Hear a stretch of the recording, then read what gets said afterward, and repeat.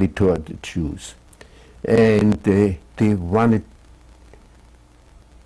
if they could prevent somebody from immigrating, you know, they did. They put all kinds of obstacles. But anyhow, my support came through satisfactorily. It took a half a year, you know. I started in the September or so of 1935, and I finally got the visa in 1936. And in March of 1936. And times were so bad that the French consul in Munich came to his office in the evening to give me a transit visa through France. So he really was very cooperative. And then I went to France, and when I went on the train in France, and the crossing at Strasbourg, I was just about the only passenger on the train.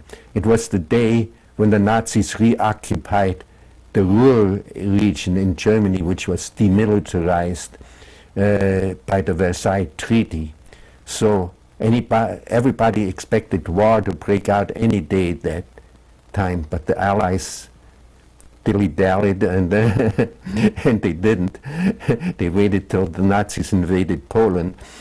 But anyhow, I went to France, and I stayed with my brother for a few days, and then went to Le Havre and took a Before you left, you said things got really difficult. Can you talk a little bit more about right before you left, what was going on in Munich? No, it wasn't anything going on except what I told you, the marches, you know, and the songs they sang, and the Nuremberg laws, you know, came into effect there. Now, Nuremberg laws is, first of all, no Jew could have sexual relations with an Aryan, you know, and you couldn't have Gentile employees. And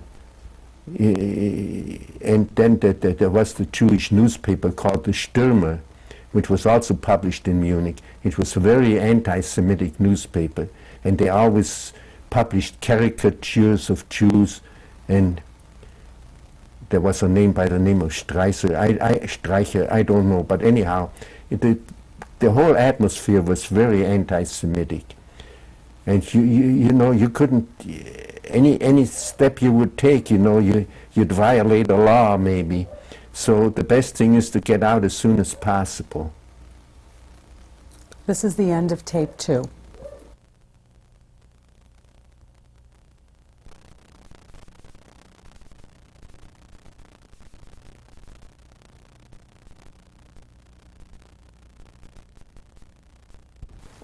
Tape number 3 with Fred Cahnmann on October 21st, 1997. Can you tell me about when you got your visa to leave in 1936? Tell me about leaving your parents in Munich.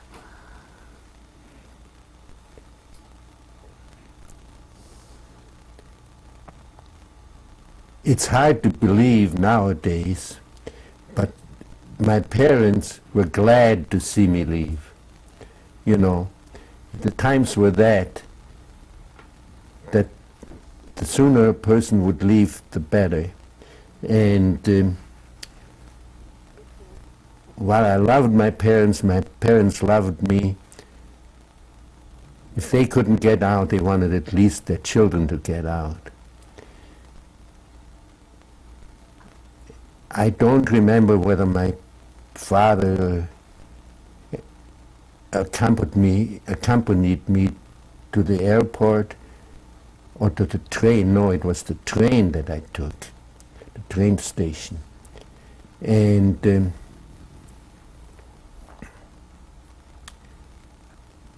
I remember my father saying, "Be careful of women, don't don't fool around with any strange women," so, or girls. But give all his regards to all the relatives, and that was about it. Did they also want to leave at that time? They wanted to leave, but I think they wanted to have all their children go first. They wanted to see all their children get out first. So my brother Werner was still in Germany, and I don't know what time he came to the Dachau concentration camp, but eventually he wasn't, and he only got out of the concentration camp by showing proof that he could come to England. We had relatives in England. They could help him out that way. My brother Werner was still with my parents. My sister Lilo was still living there. Hava was still living there. She got married while I was away I was away from Germany. I was already in the United States. My oldest sister got married and later went to Israel. And so a lot of the children, the only brother that was gone was my brother Hans. And my parents wanted to wait until all the children left. Everybody knew that they had to leave. So after all the children had gone, we tried to bring my parents over. It was just impossible. I mean, we sent affidavits, and the consul, as I said before, the American consul put more and more difficulties on it. And eventually it was too late. The German consulates were closed, the American consulate in Germany were closed. What year was that? There was,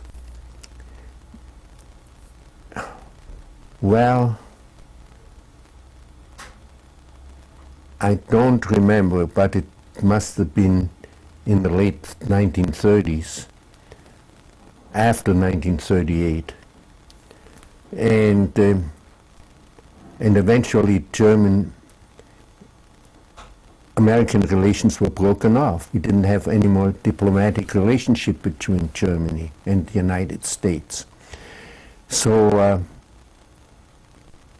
one time before the consulates were closed, my brother used to know a Mrs. Long who was teaching at the University of Chicago, and he was also at the University of Chicago. And she had a brother, I think a brother or nephew, by the name of Breckenridge Long, who worked for the Foreign Office, the United States Foreign Office. And my brother had the idea, or have Mrs. Long write a letter to Breckenridge Long, trying to get favorite treatment for my parents. It took a long time, and this is another interesting story. It took a long time before Breckenridge Long answered. He was an anti-Semite if there wasn't anybody. Cordell Hull was there. Hull was the Foreign Secretary of the United States, and Breckenridge Long was one of his underlings. He handled the immigration matters. And so finally we got a letter from Mr. Breckenridge Long saying that since the United States consulates were closed in Germany, the parents Cahnmann would have to proceed to another country where there are American consulates to get a visa. Well, this was impossible to do because you couldn't get a visa to any other country. It just wasn't possible to go. So that was the end of my parents. My father died in January 1992, and my mother was taken to a concentration camp. Oh, well, not really. She was in the Holocaust. I don't know whether she was under the Munich people, whether she lived at various places in Munich. They had to leave the house and where they lived, and lived in different places. You know, they always resettled the Jews some other places. in the city of Munich. Well, from there they took her on a transport. And she was in the 60s, she was probably in the 60s, around that. And she was the kindest woman that you want to ever see. And how did you know what happened to your mother? Well, I finally got a letter from other friends of the family, and it says the letter or a package, they wanted to send a package to Piaski. Camp Piaski, it was called, near Lublin. And my brother says the people that came to Piaski were killed right away. I mean, they didn't live in Piaski. The minute they got to Piaski, they were shot or dumped in the swamps or whatever. I got a letter from Switzerland, and because some friends of the family lived in Switzerland, that they tried to send something to my mother, and they said the mail that we sent to your mother was returned, saying, I don't know, she was dead or she wasn't living anymore or whatever. And when did you get that letter from Switzerland? Do you remember what year?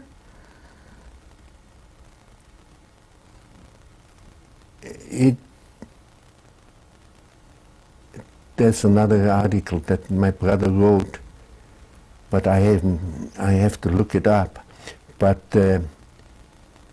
I think I was already in the army.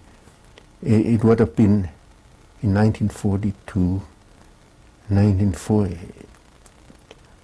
I went in the army in 1942. Might have been 1943, either 42 or 43. And can you tell me about your father's death? My father died a natural death in Germany, in Munich, in January 1942. He had cancer. He was lucky to die that way, because they would have taken him too.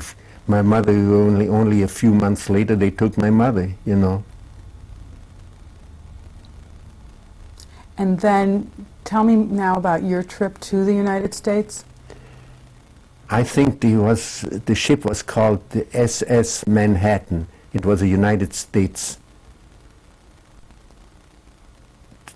passenger ship. And if people had money, and some Jewish people had money, they could travel in a tourist class or something. But I traveled in the third class. I didn't have much money.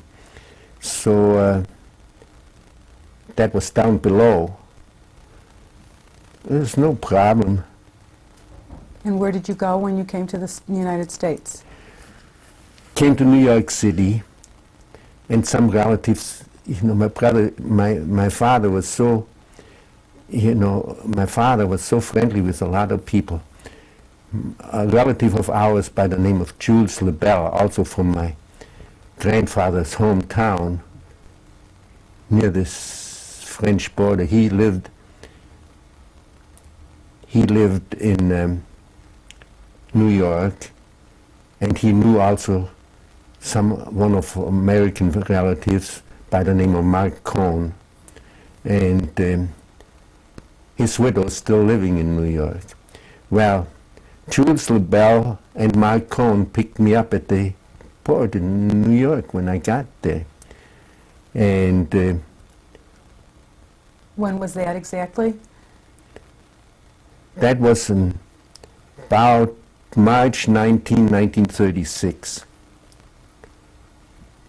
And I had a train ticket. What I could from Germany was about 10 marks, which was about $4, or $4.20. That's all I had in my pocket, and a train ticket to Chicago. And I took the nickel plate airplane, nickel plate railroad that's not in existence anymore, but it went through Cleveland to Chicago, and I went on that train overnight, and I came to Chicago, and Mr. Heller picked me up at the train station. I brought a big trunk, a big trunk of things, like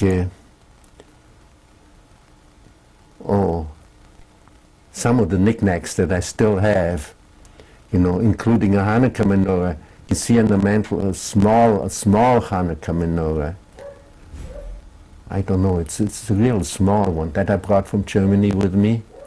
And other things. I have the gym shoes, you know, on Yom Kippur you're not supposed to wear leather shoes, so I have gym shoes from Germany. They have no leather in them. Every Yom Kippur I wear those gym shoes. Well, Mr. Heller picked me up and he took me in the car. Mr. Heller, you know, he was the head of B. Heller and Company, B. Heller Company, a chemical factory. And he had money. But, you know, they were very distant. He was no relative of mine anyhow. His wife was. Well, he had a chauffeur, and his chauffeur would drive his car. And he took me on the South Lakeshore Drive to his house. They lived in Hyde Park in one of those high-rises, 1648 East 50th Street or something like that. And Heller got me a job at a Chicago metallic manufacturing company as assistant to a traffic manager at about $12, something like that a week. And what did you do with the language when you came over? Well, I knew some English. You know, I'd studied English for maybe in high school for about at least 4 years. And I studied French. I knew French and English and Latin, 9 years. Well, but Mr. Heller said, go to some movies, watch American movies. They learn English that way. And also there was for citizenship, you had to attend classes. They also taught you English. At Englewood High School, which is now a really altogether black high school. And I had attended classes there, I don't know, not every day, several days a week. And they taught English and various citizenship matters. And during your time here, were you trying to keep in touch back with Germany? Oh, yes. I have had a lot of correspondence with my mother and father. My mother was a bigger letter writer than he was, but those letters I gave to my brother Hans, and I never got them back. So he tried to give them to the Holocaust Museum, but they didn't want them. So I don't know where he had them. He filed them away, and he's over 90 years old, so I don't know whether I ever get them back. We'll see him in New York next Sunday. You know, his family and myself and my wife and my sister's 90th birthday, my sister Gusti 90th birthday. She's about 5 years older than I, and my sister Lilo is about 5 years younger than I. My oldest brother was 10 years older than I. And now you're in Chicago. After you got that first job, what happened after that? Well, I worked for Chicago Metallic Manufacturing Company. They manufactured tin plates, you know, for utensils. They may be still in business, I don't know. And they were on Ashland Avenue. Well, after a year working for them, and maybe he raised my salary from $12 to $12.50 or something like that. And I did a foolish thing. I was disgusted at the job. I said, I quit. Utensils, you know. So I found a job at Goldblatt's. It was a temporary job, and it lasted only for a couple of months in the millinery department. And then I was out of a job. And so I noticed they were advertising you could sell house to house a tie rack that would show you also a dial with color combinations, which shirt color to wear, which tie color and whatever, and they give you a select. And then I found somebody that would give me a selection of ties, and I would sell them from house to house or from office to office, sell neckties and the tie rack and neckties. And I got along. I made a living like that, not very good living, but I only paid about $4 a rent, whatever, in Hyde Park. I had to rent an apartment on Dorchester Avenue, 53rd and Dorchester. And what led you to join the Army in the United States? Then afterwards I got a job also through a distant relative of mine who was a salesman in a merchandise mart, and I got a job in a merchandise in a children's wholesale warehouse as a stock clerk. And when the war broke out, I was thinking, well, my job isn't that. I was studying accounting in the evening already, and University of Chicago offered a course for defense jobs, you know, to prepare people for defense jobs. And I took that course. It was just maybe, I don't know, a month, 6 weeks course. But somehow I didn't get a defense job.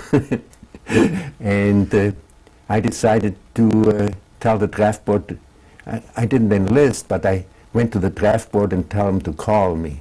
So they called me, and I was drafted in the Army. And I went in 1942, in September 42, August to September 42. And I was in for 3.5 years. I spent a year in the Pacific. I wasn't through the Okinawa campaign. And then after Japan surrendered, we were in Korea. And from Korea, in about Christmas time of 1945, I came back to the United States. During any of that time in the late 40s, were you trying to contact Germany? Was there any way to know what was going on with your family? After the war, no. We did not know what happened to my sisters, 2 sisters in Israel. We did not know. Or after the war ended, we could get in touch with them again. And we sent them packages like from CARE, you know, CARE packages. We sent it to them. And finally, in 1972, I had a family already. We visited Israel. First time I saw my sisters in, I don't know, over 30 years. Let's go back a little bit to after the war. When did you meet your wife? My wife, I met her I belong to Sinai. Not that I'm I'm a conservative Jew, but Sinai Senior had the big, Sinai had Temple Sinai, the most reformed congregation in Hyde Park. They're now downtown. Sinai Seniors, that was the biggest Jewish youth organization in Hyde Park. And I joined them and Sinai Seniors, and one time we went on a bicycle trip on a Sunday. We went out to Madison, you know, on the IC train, and we rented bicycle. And my future wife was there. She had her own bicycle. She was a bicycle fan. She came along too. She wasn't a member, but she came along on that trip. What's her name? Her name, Harriet. Actually, her name is Hannah, but we call her Harriet. And when did you meet her? What year was this? Hannah or Hemda. Henya. In the marriage certificate it says Henya, but her name was actually Hannah. Her birth certificate says Hannah, but everybody calls her Harriet. When were you married? We were married in on a furlough in 1943. We're 54. Is it 54? Yeah, 43 to 70 to 90 to 97. It's 54 years. I got married on a furlough. We married in Hyde Park in a hotel. Only some aunts and uncles were invited at the wedding. I was in my Army uniform, and after she joined me in the Army training camps at Cornell University and at Fort Camp whatever, in Joplin, Missouri. And then Can you tell me about... Camp Crowder Chapel in Missouri. And then she got pregnant. You know? And tell me about all your children. Tell me their names and when they were born. You saw, I have pictures, you know, photographs. But the first one is Ray, we call him Ray, Raymond Simpson. There was a question about how to name him. We wanted to name him George after my grandfather Gustav. I didn't have much luck with my grandfather Gustav's name. So my father-in-law said, every Greek on the street on 63rd Street is named George. I don't want my grandson named George. So I get a letter in the army, you know, from my wife, and they said, first it's George is doing fine and Richard is doing fine, and then so it finally turned up Raymond.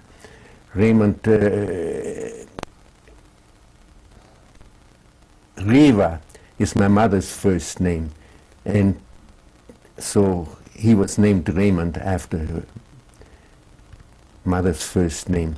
And then the next one is Leonard, and then the next one, there's 2 boys and then 2 girls. There's Helen. She lives in New Jersey. She has 5 children. And then it's Joanne. And Joanne is an Israeli now. Now they're living in London for a half a year. But they have a house in Israel, in Ramat Efal. And she has 4 children. And then comes Sam. He was born in 1954. And he's a lawyer and a would-be politician. He tried to run for Congress one time and didn't make it. I don't know whether he's running again. And then then Sam is the number 5, and David, after 4 years, 1958, he was born. He lives in Wilmette, Illinois. He has 3 children. Joanne in Israel has 4 children, all by cesarean. And so you've built this beautiful family.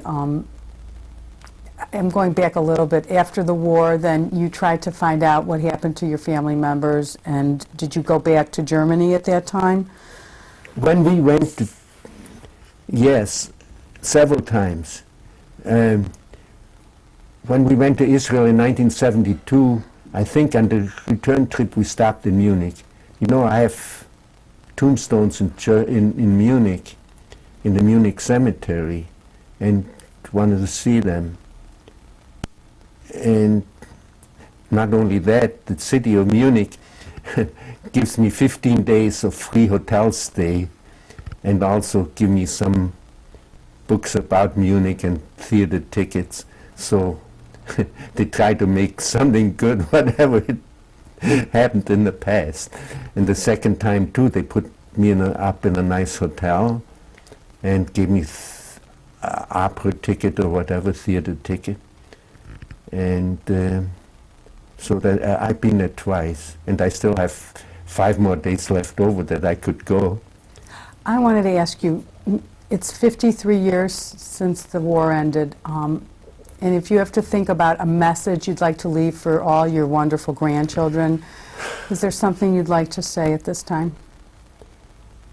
No, not really. I'm a very committed Jew, you know. I give a large amount of money to the Jewish United Fund and to other charitable organizations, hundreds of them. But I like them to be committed Jews. But everybody's different of my family. My oldest son Raymond doesn't observe hardly anything. He comes to the synagogue on Yom Kippur to say hello to us. You know, that's about it. But he knows he's Jewish and he has a Jewish girlfriend. He had married a Gentile that converted and he got divorced. And now he's going with a colleague of his.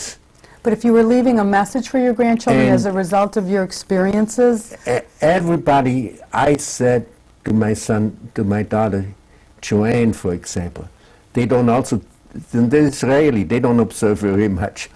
But I said to her, you know, when it came staying out of school, but I can't leave messages to my grandchildren. But when she went to school at Northwestern University at one time, and I said, you stay home on Yom Kippur, you said, this is just like hanging out an American flag on 4th of July. You say you're a Jew, you stay out on the Jewish holiday. You know, my daughter Helen is very almost Orthodox. You know, they're all different. Sam is very much interested in the family background, in the family history, and David's also a very active member of Beth Hillel. And the message that I want to leave him is, I would like you to be a good Jew, but I can't do it with all my grandchildren, I know. And another thing, when I came to the United States, I refused to talk a word of German. And I only talked English. If somebody would talk German with me, I would answer them in English. But I got over that. And now I read things that my parents left me, you know, and memories and stuff. And I really, while my daughter and my son, they studied a little bit of German, but it doesn't amount to much. But I said to one of my granddaughters, who's already out of college, that's my daughter Helen's family, they're rather Orthodox. I said, I'll pay you $1,000 if you want to study German. And yes, she took, I said to my daughter Helen, I pay one of your children $1,000 if they want to study German. So this girl, Elisheva, she took me up and she's studying German now. So maybe we can get a little more familiar with the family background. Anything else? thank you very much for sharing your story. This is the end of tape 3.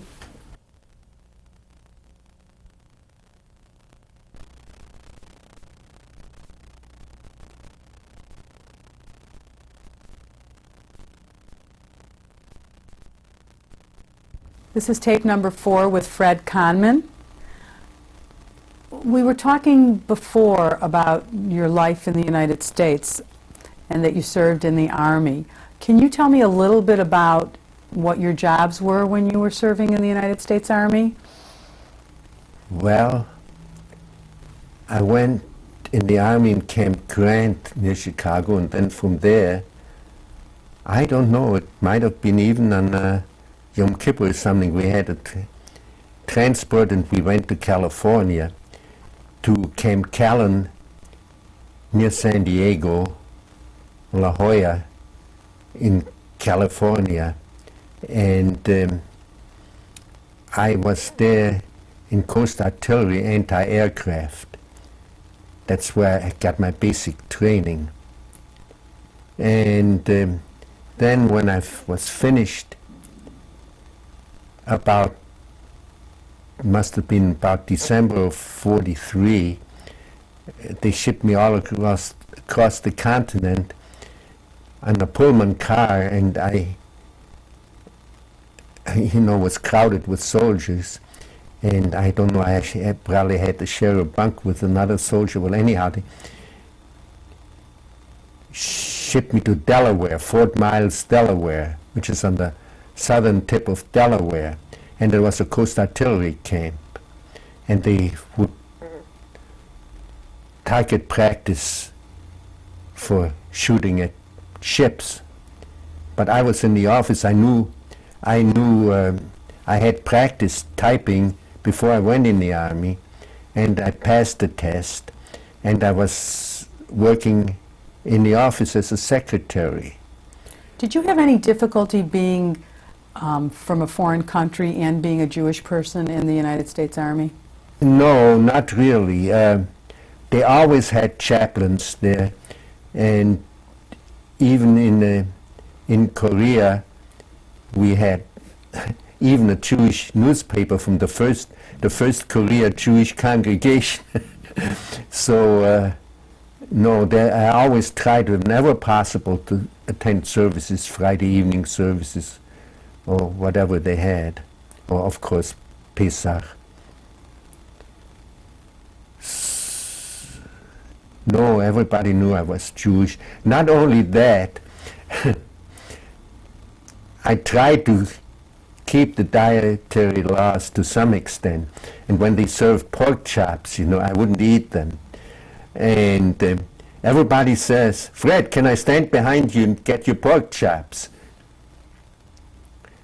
So that's about the Jewish experience in the Army. Now, in Fort Miles, eventually they picked out people with language ability, and what they were on record as having a language background. So they sent me to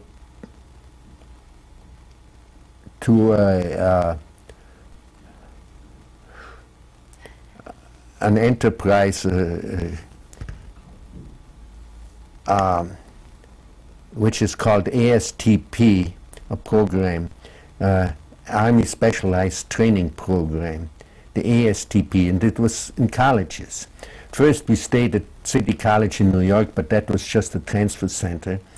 And then they were shipped to Cornell University, and I was supposed to go to a Czech house to study Czech language, but at the same time they opened the Russian house too, and I said I would prefer the Russian. So they put me in the Russian program, and I stayed there for 3/4 of a year. And if I may say this, some of these teachers in the Russian program, they were really communist fellow travelers. A guy by the name of Dupont, from Dupont, and Kazakovich, well, anyhow, and a Russian teacher by the name of Malamud. So they taught language, Russian language, for about 3/4 of a year, and also background, economic background and historic background. Anyhow, I stayed there, and eventually everybody, the people in the Army, the upper brass said, "Oh, those guys in the AST program, they're no good. Let them all send them back to the infantry." So I was one of the more lucky ones, and I was sent to the Signal Corps. And I was also one of the more lucky ones that had 2 basic trainings.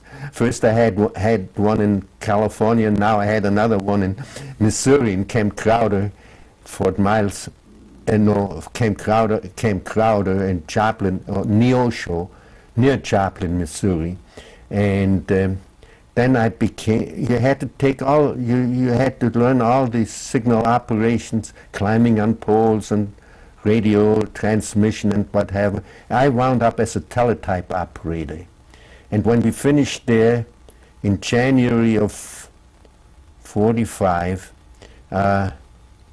we were shipped overseas, and we went through Seattle, Tacoma or Seattle, and we went on a boat to Japan with a stopover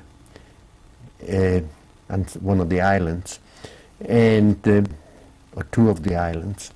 And I was a teletype operator in a headquarters, Army headquarters in Okinawa. We would have a portable transmissions teletype set, and we would crank it up with a cord every morning whenever we went to transmittals from G2, even intelligence and whatever the high generals, transmit back and forth, and that was my job in Okinawa.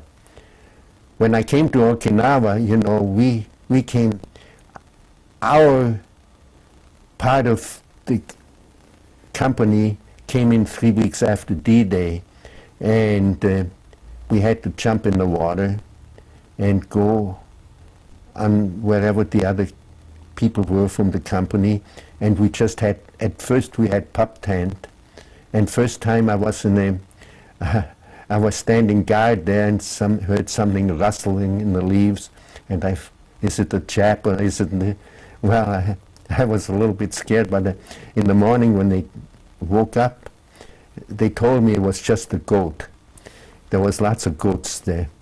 And then we were in Quonset huts, and that was the remaining stay on Okinawa. It's right behind Kadena Airfield, and the kamikaze bombers would come over there all the time, and the GI, the soldiers, were standing there just the very short distance from the airfield, and they would say, "Ah, here's another hit," you know, just like standing in the football field. And well, the most dangerous time in Okinawa was on about August the 14th or so, when Japan surrendered. And everybody went out in the open. They shot a rifle, you know. There was shooting all over the place, and really it wasn't safe. But anyhow, that was the end of Okinawa. And then in September of that year, they shipped us on a small boat to Korea. And we went to Korea, past Incheon was the port, and then we went to Seoul, Korea, and we went in a former schoolhouse where we were quartered. And the Army headquarters had in a hotel, the Hanto Hotel, and I don't really remember what I did, if anything. You know, we also operated some communications, but I didn't do very much in Korea. And after a while, they shipped us down to Busan, which is the southern port. Japanese Fusan, and the Koreans say Busan. And we was there for a while. And after the war, just briefly, would you tell me what you did to earn a living when you came back to the States? When you were raising your family? I was already married, and my oldest son was born in January of 1945. I was in the Army, you know. I was just about going overseas, and I tried to call, and I tried to call home. I called her in the hospital, and they couldn't, telephone personnel couldn't say I was in the Army. It's all they said is very important that Mr. Cahnmann speak to his wife, but they said, no, she's a patient sick in bed. You know, in those days they kept the pregnant people after childbirth for a whole week. Well, anyhow, the departure was delayed, and I could talk to her on the phone. And then when I came home, I was somehow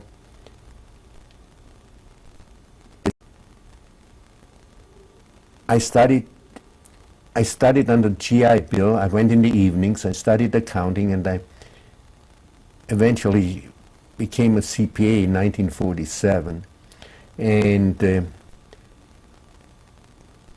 but at first, when I came back from the Army, I worked for a company called L. Balkin Builders, and they were a construction firm, and they put up temporary housing for ex-soldiers on the southwest side, and I kept the books on that. But when the job was over, I guess, and then I got a job at an accounting firm, Phil Rosenstruck and Company, and I stayed for a while, and then eventually passed the CPA examination, I think. And then, well, I changed jobs. I don't know, was never satisfied in a job.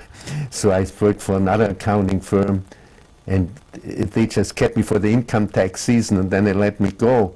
And then I went for another auditing firm, Katz Wagner and Company, and we went on trips and audited Pick hotels and other places. And afterwards, I saw an ad in the paper, and it was for United States government auditing department.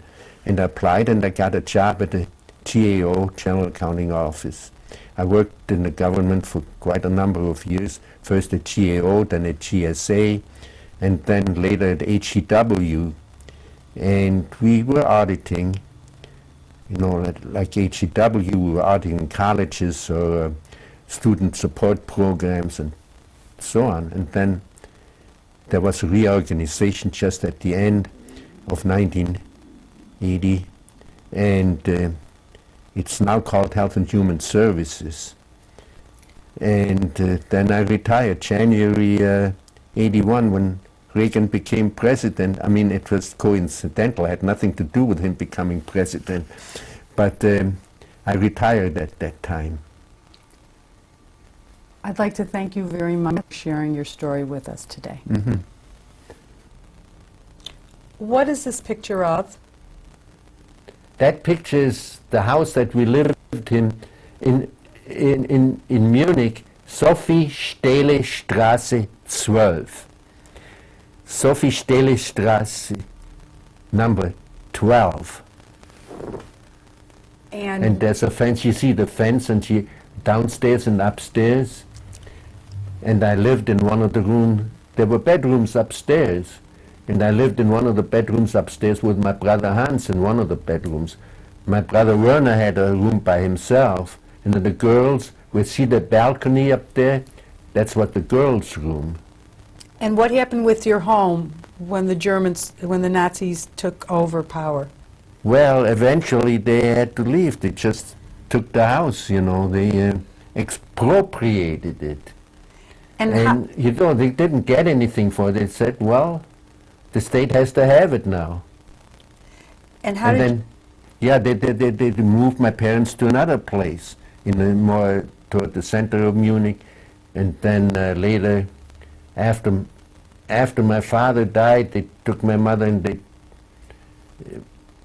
put her in a place in one of the suburbs where they all had a lot of Jews resettled there, and from there they took her to the concentration camp or to the Holocaust, deportation. And how did you get these pictures back with you? I took them with me. I took everything that I liked from home, you know. There wasn't much you could take. I just had one trunk, a medium-sized trunk, and that I took. Who's this photograph of? This is my father, Sigvard Cahnmann, S-I-G-W-A-R-T. But in Hebrew his name is Shimshon. And where was this taken and when? This was taken, I was already in the United States. This was taken shortly before his death, I think. You know, he doesn't look too well on this picture. What year was this taken? It must have been in 1941. And how did you get this picture? They sent it to me. Or either they sent it to me or my brother brought it, whatever. Away. Who's this photograph of? This is my mother. Now, my mother's name was Hedwig. Hedwig. We call it in Hebrew Hemda. But her maiden name was Schulein, S-C-H-U with an umlaut, or U-E-L-E-I-N. Schulein is a very well-known family in Germany. But where was this picture taken? This picture was taken also shortly before. At the time my father's picture was taken, they were both taken together. And you can see she looks very emaciated and sort of worried on this picture, you know, because of the times. And where was it taken? Was taken in Munich, probably in 1941. And how did you receive this photo? Well, either they sent it to me, they must must have sent it to me, or my brother brought it from Germany when he came. Who's in this picture? This is myself. And when was it taken? Well, probably in 1917 or something like that. How old were you then? Maybe 5 years old. And where was it taken? It was taken in upstairs in our, it was a playroom that my brother took photographs at, upstairs in our house where we lived. And the funny thing about this picture is my brother was a amateur photographer, and he wanted to take a picture of me. And on the left side you see a picture with my mouth open, and he said, "Don't keep your mouth open like that." So he took the next picture, and I kept my mouth really closed. So, I was a sort of stubborn person. Who are we looking at here? We're looking at myself and my wife Harriet. And when was it taken? It was taken shortly after we got married in the end of 1943. Where? In Chicago at a photo studio. Who are we looking at? This is my brother Werner, and this was shortly before he died. It had been in 1981. And he gave a lecture in Kiel about his sociology studies. I was and he had already cancer, but he was very insistent that he should go to Kiel, Germany, and give this lecture. And this brother, Werner's my oldest brother. He was active in Jewish activities in Munich, and he also wound up one time in Dachau concentration camp, from which he was released only on the condition that he would leave Germany. Who's in this picture? This is my sister Lilo and my sister Chava, and they both live in Israel, and it was taken somewhere in the 1980s. And where was it taken? It was taken probably at my sister's place in Kiryat Tivon. Who's in this picture? Well, this is, in the middle is my brother Hans, and then there's my sister Gusti, and myself, and on the end must be Lilo, no? This is Lilo. And where was this picture taken? This was taken in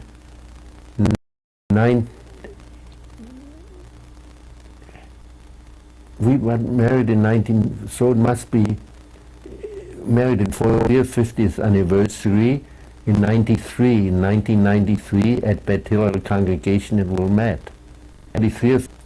Who's in this photograph? In the front, there's myself and my wife Harriet, and then in the back stand is David, Sam, Helen, Leonard, Ray, and Joanne. And who are all these wonderful people? These are all my children, 6. And when was this taken? This must be also taken on our 50th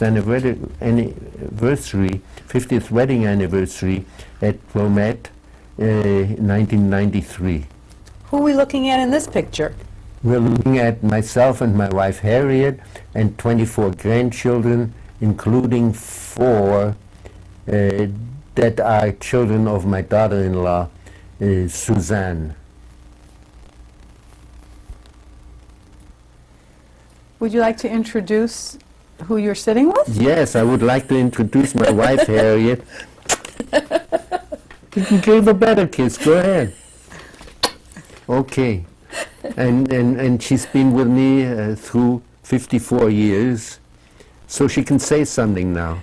Well, it's been a very nice life. I've traveled a lot, and he knows a lot of languages, so wherever we go, in Italy, Italian, and France, French, and in Egypt, Arabic. He manages Japan, Japanese, so it makes it much easier for us to go around. And we keep very busy. You saw the house in Munich, didn't you? I saw the house in Munich, but the only thing was that I couldn't understand a word that people said because they only spoke German. So, anyhow, I enjoy all the children. There's very, very much to enjoy in this life that we've lived. I've got a lot of photographs, and my big ambition is to organize them some way that my kids will be able to tell who they are, because I've forgotten who some of the people are myself. Okay, okay. So I don't know what else to say. That's wonderful. Thank you very much. So, I'm glad. It was wonderful that I have such a wonderful husband, and I'm glad he came out of Germany okay. And he knows so much. It's very interesting to live with a guy like that. And wherever I go, he can tell me things. And he does an awful lot to being helpful. And next Sunday we're celebrating my sister Gusti's 90th birthday in New York. We leave tomorrow. Okay. We'll end it with a kiss.